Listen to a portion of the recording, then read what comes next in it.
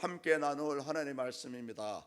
고린도전서 10장 1절에서 13절까지입니다. 함께 교독하시겠습니다. 고린도전서 10장 1절에서 13절입니다. 형제들아, 나는 너희가 알지 못하기를 원하지 아니하노니 우리 조상들이 다 구름 아래에 있고 바다 가운데로 지나며 다 같은 신령한 음식을 먹으며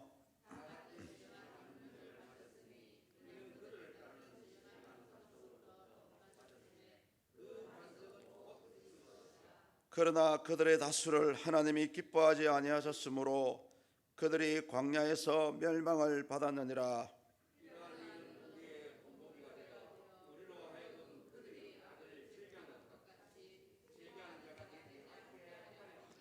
그들 가운데 어떤 사람들과 같이 너희는 우상 숭배하는 자가 되지 말라.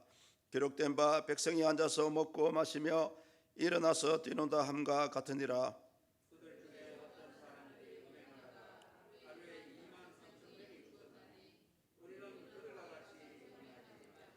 그들 가운데 어떤 사람들이 주를 시험하다가 뱀에게 멸망하였나니 우리는 그들과 같이 시험하지 말자.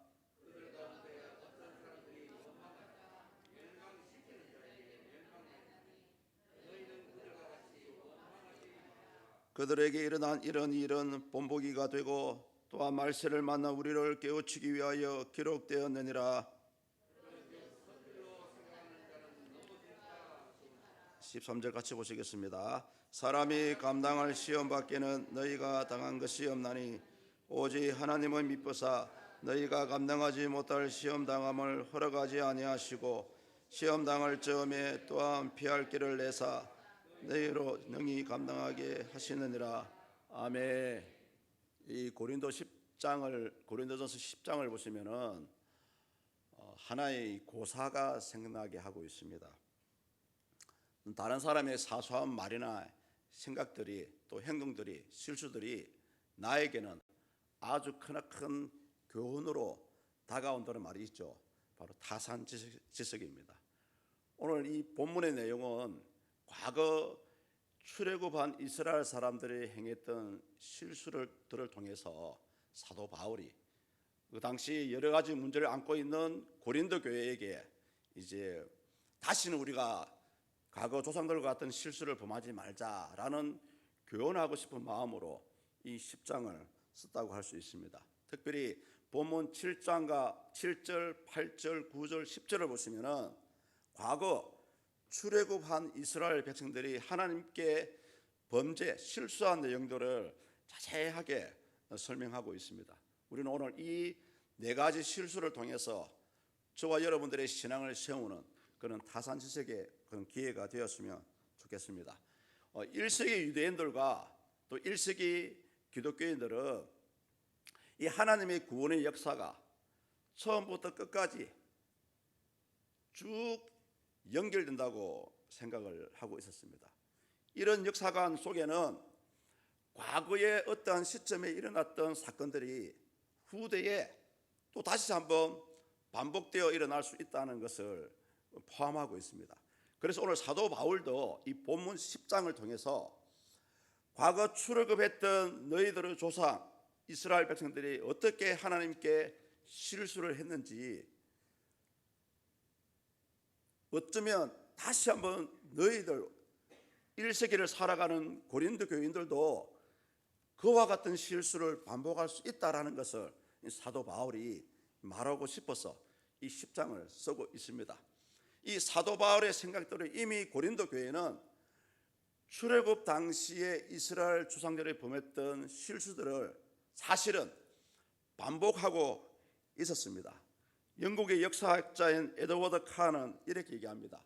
역사란 현재와 과거 사이에 끊임없는 대화이다. 이 말은 뭐냐면은 역사는 계속해서 반복된다라고 말하고 있습니다. 이처럼 이 과거의 사건은 현재에 일어나는 사건과 연결되어 있기 때문에 사도 바울도 이 본문 6절과 11절을 보시면은 이러한 과거의 역사들이 오늘날 우리를 깨우는 좋은 본보기가 되고 있다라고 이 말씀을 하고 있습니다. 그런데 우리는 이 과거 이스라엘 사람들이 범했던 이 실수를 살펴보기 직전에 우리가 한번 들여다봐야 될 것이 있습니다. 이 사람들이 이 실수할 때의 신앙의 상태, 과연 이들이 실수할 때에 하나님과의 관계가 어땠을까 생각되어집니까? 출애굽한 이스라엘 사람들이 과연 하나님의 임재하심을 몰랐을까요? 하나님을 만나는 체험을 하지 않았을까요? 그래서 여러분, 우리가 구약을 쫙 읽어보면은 매 순간 하나님은 자신의 존재감을 드러내었고요. 이 당시는 꿈이 아니고 여러분, 저와 여러분이 가지고 있는 눈으로 직접 이스라엘 사람들이 하나님의 존재를 볼 수 있도록 보여주었습니다. 그럼에도 불구하고 이 사람들이 하나님의 은혜를 체험하지 못한 것도 아니었고요, 또 하나님의 보호하심을 받지 않았던 것도 아니었습니다. 그러한 상태에서도 계속해서 불평하고 불만하고 불신하고 하나님께 죄를 범하였던 것입니다. 그러한 상태에도 불구하고 우리 하나님은 본문 1절, 2절, 3절, 4절을 보시면은 그러한 범죄한 이스라엘 사람들에게 하나님께서 어떻게 은혜를 베풀었는지 보여주고 있어요. 1절을 보십시오. 구름 아래에 있고 바다 가운데로 지나는 은혜를 누렸다고 말씀하고 있습니다. 우리가 잘 아시겠지만 구름 아래에 있다는 것은 무슨 말입니까? 이스라엘 사람들이 애굽을 탈출하고 나서 이제 광야로 들어왔습니다. 광야로 들어오면 여러분, 그늘도 없고요, 뜨거운 햇빛만 내리쬐고 있습니다. 그래서 하나님께서 낮에는 구름 기둥으로 이스라엘 사람들이 그늘에 피할 수 있도록 그늘을 만들어 주셨고요, 또 광야는 밤에는 굉장히 추워요, 어둡습니다. 그래서 하나님은 불기둥으로 이스라엘 사람들이 따뜻하게 만들어줬고 또 불빛으로 그들을 인도했습니다. 이것이 바로 구름 아래에 있다는 말이고요. 또 이어서 나오는 바다 가운데라는 말씀이 있습니다. 다 아시죠? 이 바다 가운데라는 말씀은 뭐냐면은 애국 군사들을 피해서 홍해가 열려지는 그런 기적을 하나님께서 보여주신 것입니다. 만약에 여러분 한번 생각을 해보십시오. 만약에 뒤에서 애국 군사들이 쫓아오는데 홍해가 열려지지 않았다고 생각하면, 물론 그 가운데서도 하나님의 보호하심이 있었겠지만은 홍해가 열려지지 않았다면 어떻게 되겠습니까? 어쩌면 애국 사람들에게 붙잡힐 수도 있었습니다. 그런데 하나님은 당신의 살아 계심을 이 바다를 갈라지게 함으로 보여주신 것입니다.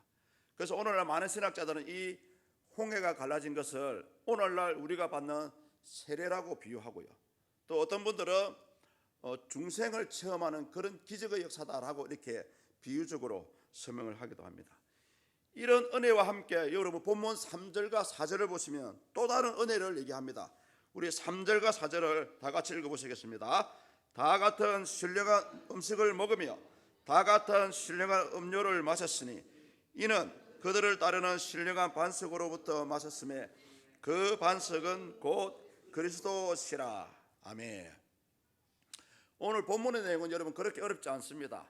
3절에서 말하는 이 신령한 음식은 다들 아시겠지만 출애굽한 이스라엘 사람들이 먹었던 만나를 상징합니다. 그런데 여러분, 이 만나를 단순히 우리의 배를 채워주는 하나의 음식으로만 생각하시면 안 돼요. 왜냐하면 이 만나가 주는 의미가 숨어 있습니다.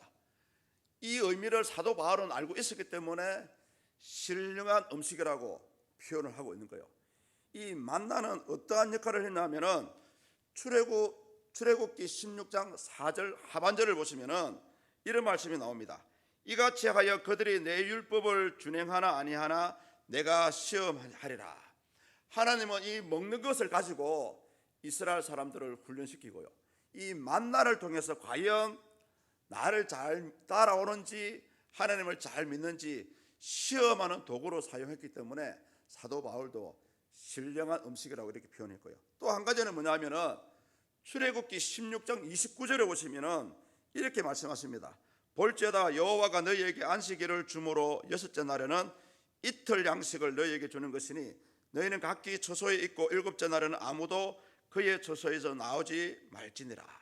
하나님은 이 만나를 통해서 과연 이스라엘 사람들이 안식일을 잘 지키는지 안 지키는지 그들의 신앙을 테스트하는 그런 도구로 사용했기 때문에 사도 바울은 이 두 가지 의미로서 이 만나를 가리켜 신령한 음식이라 이렇게 표현을 했고요. 또 4절에 보시면 여러분 신령한 음료가 나옵니다. 신령한 음료는 무엇입니까? 광야에서 가장 좋은 음료가 뭡니까 여러분? 사막에서 물이죠, 물. 민수기 20장을 보시면은 머리바 반석에서 나온 물에 대한 사건이 나옵니다. 사도 바울이 이 머리바에 나온 이 물을 가리켜 신령한 음료라고 얘기합니다. 왜 그렇습니까? 도저히 여러분 물이 나올 수 없는 바위에서, 성경에는 반석이라고 그랬죠. 커다란 바위에서 하나님이 물을 내셨기 때문입니다. 이 자체를 봤을 때 바위에 나온 물은 진짜 하나님 주신 신령한 음료라고 할 수가 있습니다. 하나의 전설인데요, 유대인 랍비들에 통해서 내려오는 전설 가운데는 이런 얘기가 나옵니다. 이 머리바 반석에 물이 나올 때 이때 무려 높이가 한 3m 되는 돌덩이가 막 움직이면서 물을 뿜어내었다는 그런 전설이 지금 전해 내려오고 있어요. 이게 맞는지 틀린지는 모르겠습니다. 그리고 사도 바울은 이런 물을 신령을 음료를 주신 반석을 오늘날 예수 그리스도라고 정의를 하고 있죠. 이것은 뭐냐면은 1세기 당시에 예수님에 대해서 잘 모르는 사람들에게 예수님은 성부 하나님과 성자 예수님은 동일한 분이다라는 것을 가르쳐 주는 것입니다. 과거 반석에서 물을 내어서 이스라엘을 구원하신 하나님, 또 1세기 당시에는 생수의 근원이 되신 우리 예수님께서 과거 하나님이 하셨던 그런 구원의 역사를 지금도 펼치고 있다는 것을 말씀하는 부분입니다.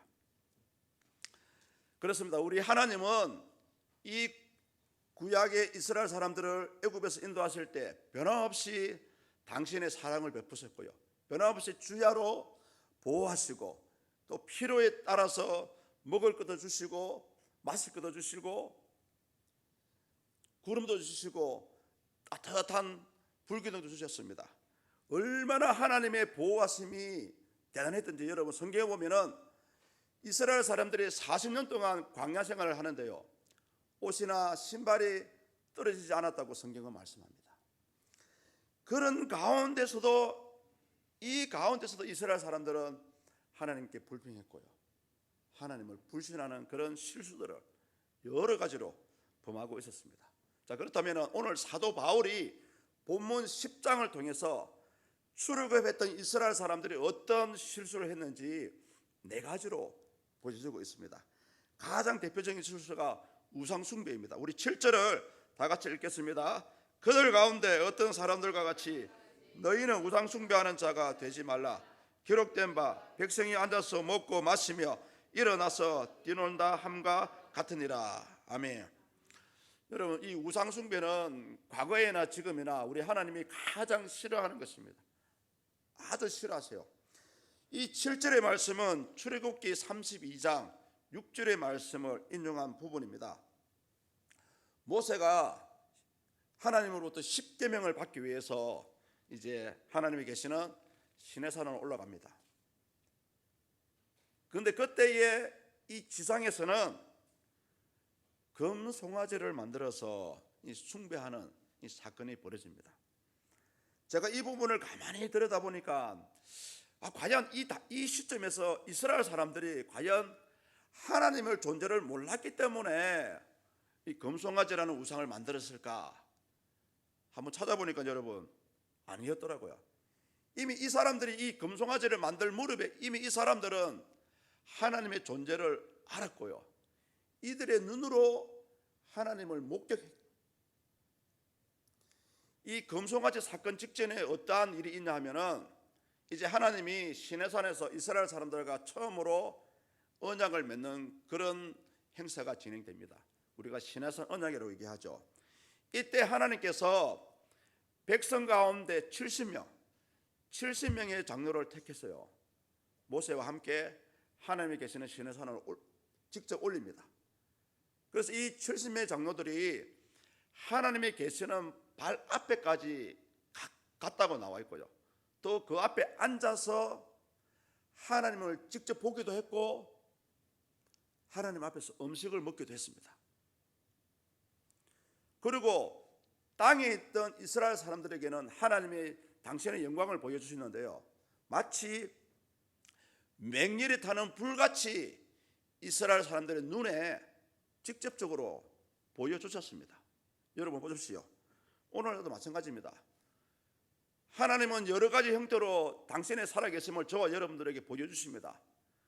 그런데 그것을 한 가지라도 보여주시면 그것을 붙들고 믿음으로 나아가야 돼요. 그 한 가지가 여러분 평생에 그 한 가지만 나타날 수도 있고요, 또 어떤 사람에게는 아주 다양하게 보여줄 수도 있습니다. 이 이스라엘 사람들은 이 당시에 하나님의 살아계심을 직접 눈으로 봤음에도 불구하고 모세가 산에서 늦게 내려온다는 핑계를 대고 우상을 만드는 그런 실수를 범하였던 것입니다. 사도 바울이 이 우상 숭배에 대해서 설명을 하는 이유가 뭐냐면은 당시 1세기의 고린도 교인들이 이런 우상 숭배의 죄를 범하고 있었기 때문입니다. 이들은 안식일 주일만 되면 교회에 나와서 예배를 드리고요, 신앙 고백을 했습니다. 성찬식도 했어요. 그런데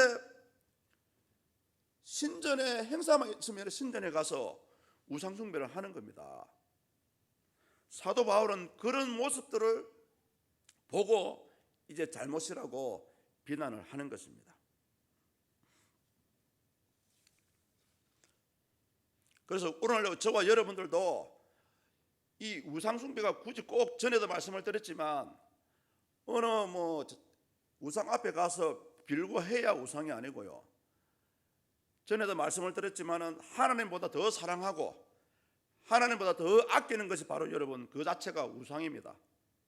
그래서 우리는 이 우상 숭배의 자리에 아예 처음부터 가지 말아야 합니다. 두 번째로 출애굽한 이스라엘 사람들이 범한 술수가 뭐냐 하면 바로 음행입니다. 우리 8절을 읽겠습니다. 제가 읽어드리겠습니다. 그들 중에 어떤 사람들이 음행하다가 하루에 23,000명에 죽었나니 우리는 그들과 같이 음행하지 말자. 사실은 사도 바울이 이 말을 했지만은 이 말을 할 당시 1세기 고린도 교회 안에서 이 음행의 사건이 여러분 한 번만 일어나는 것이 아니고 계속해서 이 음행의 사건이 일어나고 있었습니다. 그래서 사도 바울은 이 민수기 25장의 사건을 가지고 이제 인용을 하게 됩니다. 이스라엘 사람들이 그 당시에 모압이라는 지역을 지나갈 때였습니다. 근데 그곳에 있는 이 모압 여인들에게 이스라엘 사람들이 빠져가지고 이 모압 여인과 음행을 하게 되고요, 또 그것 때문에 모압 사람들이 섬기는 바알보올이라는 신에게 절하는 그런 죄를 범하게 됩니다. 이와 유사하게 이미 고린도 지역도 이런 종교적인 매춘이 있었습니다. 그 당시 그리스 신화에 나오는 미의 여신 아프로디테를 섬기는 신전에서 신전에 제사를 드리는 도중에 종교적 매춘이 아주 성행을 했었습니다. 그래서 사도 바울은 이 장면을 보고 민수기 25장의 사건을 인용을 하게 되었습니다. 그런데 여러분 우리가 이 부분에서 중요하게 바라봐야 될 부분은 뭐냐 하면은 민수기 25장에서 하나님이 보여주신 반응입니다. 하나님은 연병으로 그러한 죄를 범하는 사람들을 심판을 하셨고요, 이 연병 때문에 무려 하루 만에 23,000명이나 죽는 그런 사건이 발생하게 되었습니다. 그래서 사도 바울이 이 음행의 문제를 드는 이유가 뭐냐 하면은 이 음행의 문제 때문에 고린도 교회 안에서 굉장히 문제가 많았기 때문에 이 음행이라는 문제를 들게 되었고요. 세 번째 이스라엘 사람들이 했던 실수가 뭐냐면 바로 하나님을 시험하는 것이었습니다. 우리 9절을 다 같이 읽어보시겠습니다. 그들 가운데 어떤 사람들이 주를 시험하다가 뱀에게 멸망하였나니 너희는 그들과 같이 원망하지 말라. 아멘. 이 부분은 민수기 21장 4절에서 9절의 말씀을 언급하는 사건입니다. 이 민수기 21장에 보면은 하나님이 광야로 이스라엘 백성들을 몰아가는 장면이 나와요. 근데 사실은 가나안 땅으로 가기 위해서는 에돔을 경유를 하면은 굉장히 빨리 갈 수가 있어요. 그런데 하나님은 이 에돔 쪽으로 가면은 그쪽에 사는 부족들과 전쟁 때문에 혹시 이스라엘 사람들이 마음이 변할까 싶어서 그들을 피해서 우회하는 길로 인도하게 되었습니다. 그 우회한다는 것 때문에 이스라엘 사람들이 하나님과 모세를 원망하는 그런 장면이 만들어지게 되었어요. 그럴 때 하나님이 하신 행동이 뭐였습니까? 잘 아시는 불뱀을 원해서 그런 불평하고 하나님을 시험하는 사람들에게 불뱀에 물리게 했습니다. 그런데 여러분 중요한 것은 그런 가운데서도 하나님은 자기 백성들을 살리고자 하는 은혜가 있었습니다. 잘 아시다시피 모세를 통해서 놋뱀을 만들어서 장대 높이 걸게 했죠. 대충 자세히 제가 찾아보지는 않았지만 한 50m 정도 된다는 소식도 있더라고 보니까요. 굉장히 높이 그 놋뱀을 걸었습니다. 그리고 그 놋뱀을 바라보는 사람은 누구든지 불뱀에 물려도 살 것이다 라고 말씀을 했습니다. 그런데 여러분 이미 하나님을 원망하고 하나님을 시험하는 사람들은 그 놋뱀을 쳐다보지도 않았어요. 그런 모든 사람은 다 죽게 되는 그런 사건입니다. 그래서 사도 바울은 이 장면을 보고 하나님을 시험한 것이다, 주를 시험한 것이다 라고 말씀을 하고 있죠. 이 원문에서는 주님을 시험한다는 말은 뭐냐면 사람은 여러분 불신자를 얘기하는 것이 아닙니다. 신앙에 있는 사람들이 잘못된 의도를 가지고 하나님의 전능하심을 시험하려는 그런 인간의 악한 생각을 가리킨다고 원문에서는 얘기하고 있습니다. 이와 마찬가지로 주님을 시험하는 이스라엘 사람들의 실수가 사도 바울이 말하는 당시 고린도 교인들에게도 이런 실수가 있었습니다. 어떤 실수냐 하면은 바로 예수 그리스도를 통해서 주신 자유, 이 자유를 가지고 이 자유를 완전히 남용하다 보니까 교회 안에서 자기 마음대로 생활하는 거예요. 자기 마음대로 얘기하고 심지어 그 당시 우상숭배 축제도 마음대로 참석하고 이런 행동들을 하게 되었던 것입니다. 그래서 이 신학자들은 왜 과연 이들이 이런 하나님을 시험하는 자유를 남용하는 일이 생기게 되었을까? 그 동기가 뭘까라고 연구를 했는데요. 성경에는 나오지 않습니다. 그래서 신학자는 이렇게 얘기합니다.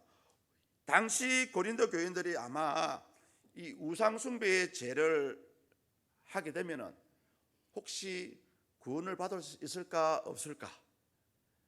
이렇게 하나님을 시험했다는 거죠. 또 한 가지는 뭐냐면 우상숭배를 했기 때문에 과연 하나님이 나를 용서하실까 용서하지 않으실까? 이렇게 주님을 시험했다는 것입니다. 실제로 고린도 교인들이요.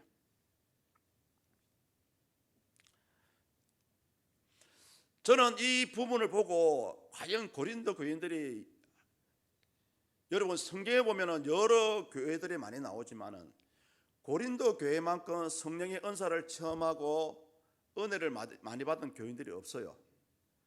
그런 은혜를 체험한 상태에서 과연 이들은 왜 그 우상숭배 또 이기도 그런 행사에 참석을 했을까라고 한번 생각을 해보았습니다.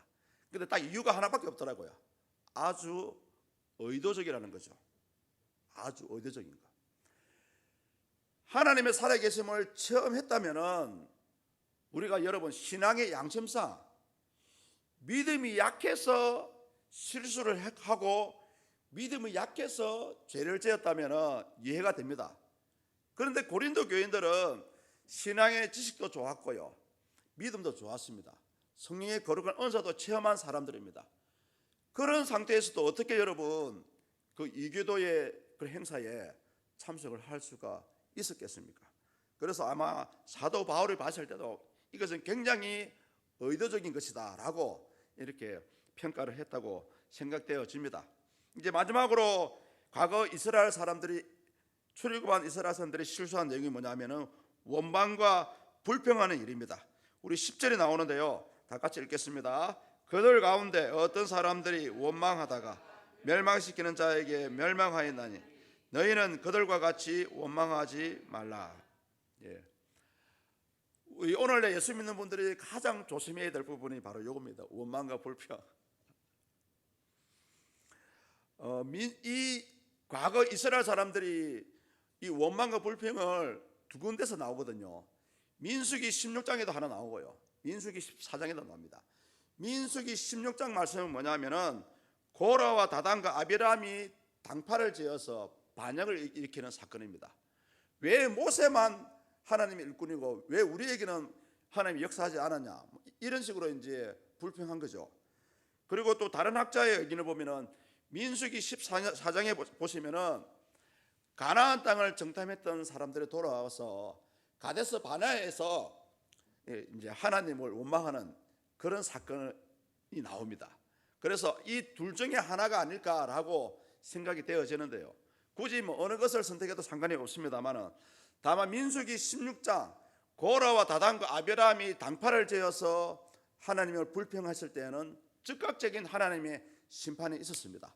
아시다시피 땅이 꺼지면서 그 사람들 모두 몰살을 시켰었죠.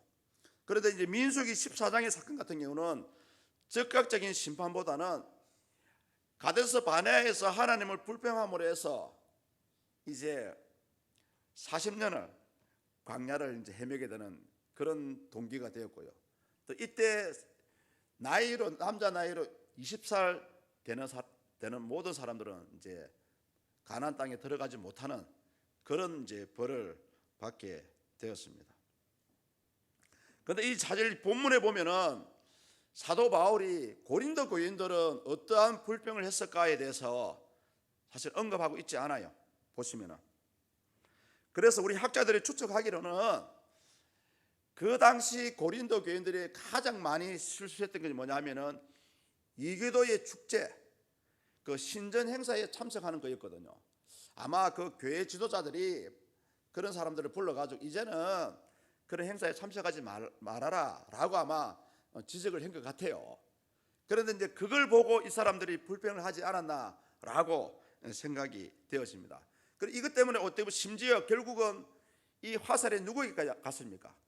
우상을 섬기면 안 된다고 말하고 있는 바울에게까지 이제 불똥이 튀는 그런 일이 생겨나게 되었던 것입니다.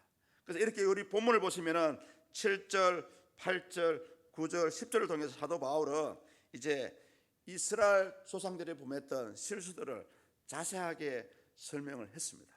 그래서 여러분, 저는 이 말씀을 보고 이 말씀은 1세기 당시 고린도 교회에게도 주시는 말씀이 맞고 오늘날 이 본문의 말씀을 접하는 우리에게도 이런 죄를 범하면 안 된다라는 것을 경고하는 말씀으로 받아들였습니다.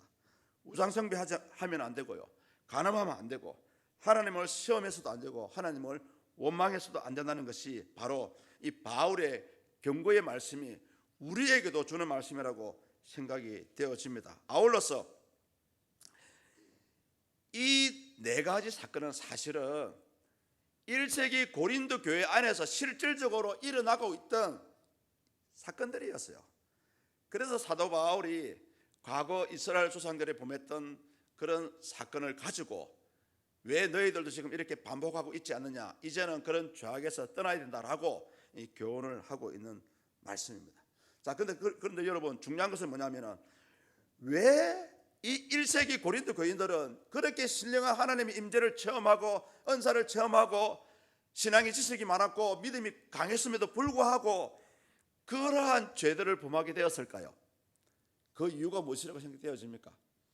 오늘 그것을 사도 바울이 본문 12절에서 그 이유를 제시하고 있습니다. 12절입니다. 다 같이 읽겠습니다. 그런즉 선줄로 생각하는 자는 넘어질까 조심하라. 아멘.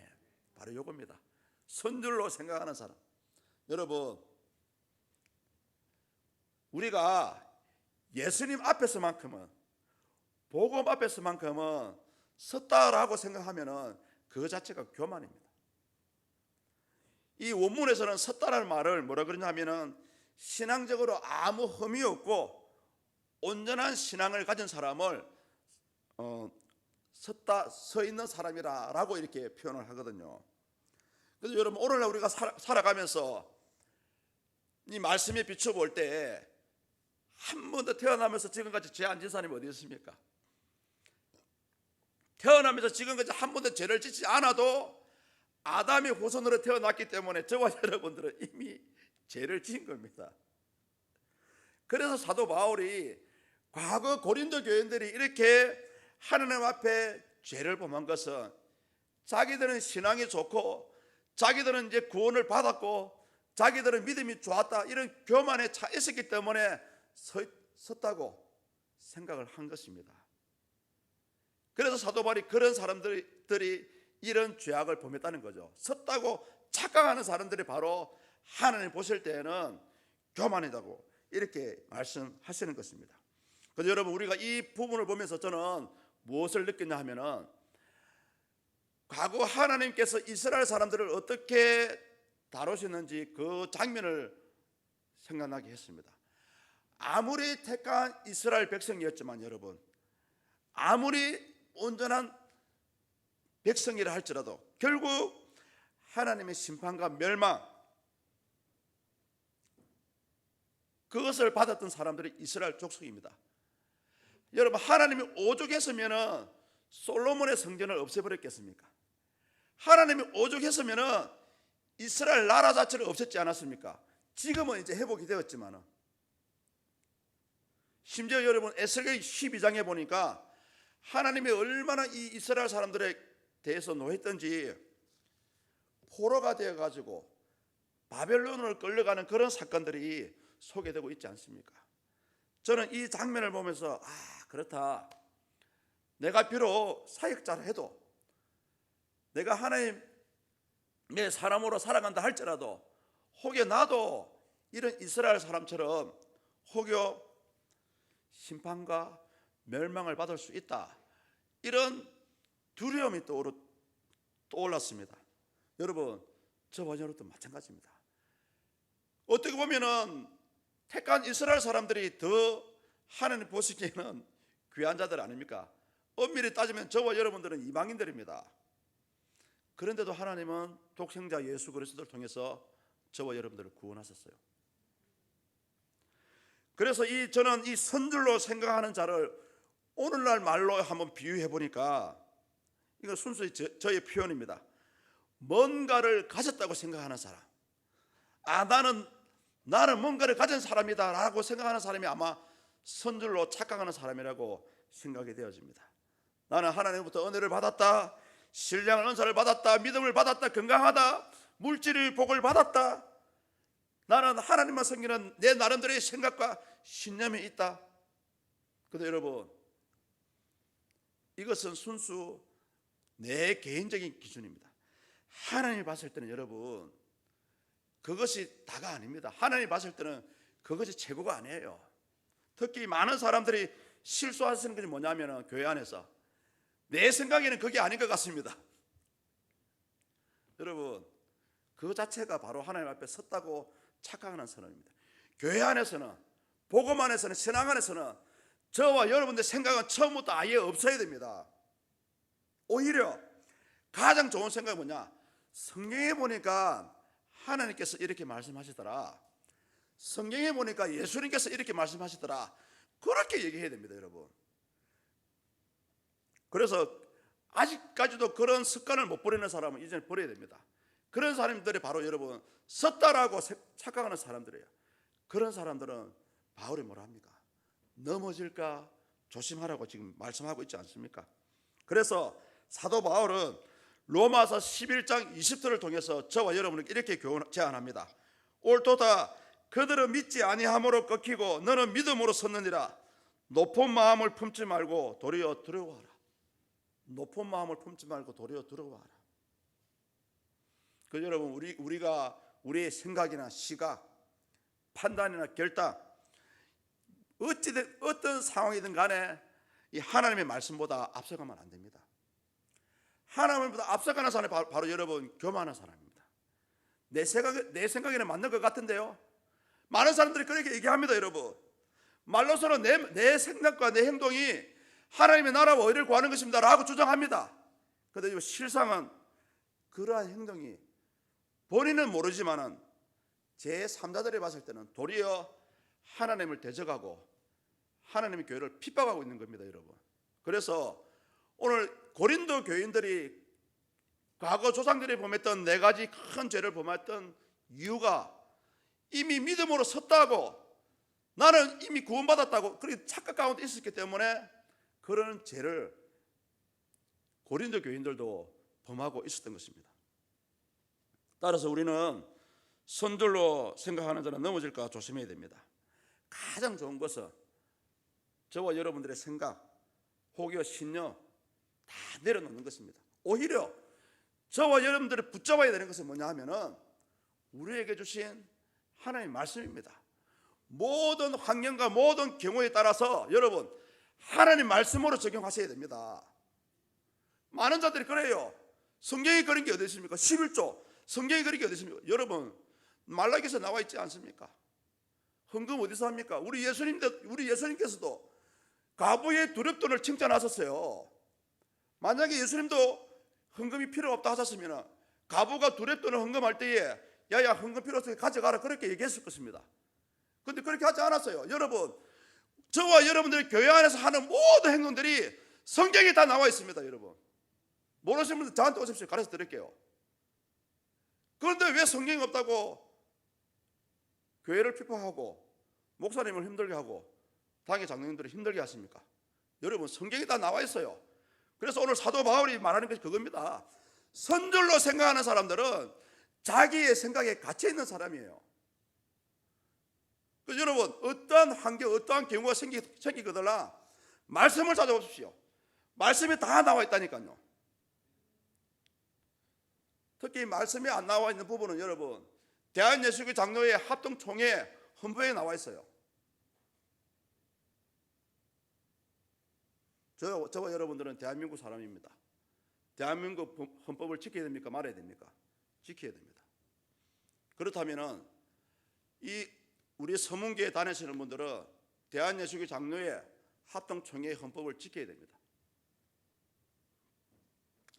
이제 말씀을 맺겠습니다. 이 사도 바울이 제안하는 이 4가지 실수들을 오늘을 살아가는 우리도 범하지 않기를 축복합니다. 무엇보다 12절 말씀과 같이 그 누구도 하나님 앞에 바로 서 있다고 자만할 사람 아무도 없습니다. 그래서 오히려 날마다 예배와 기도와 헌신을 통해서 저와 여러분들이 오히려 하나님 앞에 낮아질 수 있기를 축복합니다. 기도하겠습니다.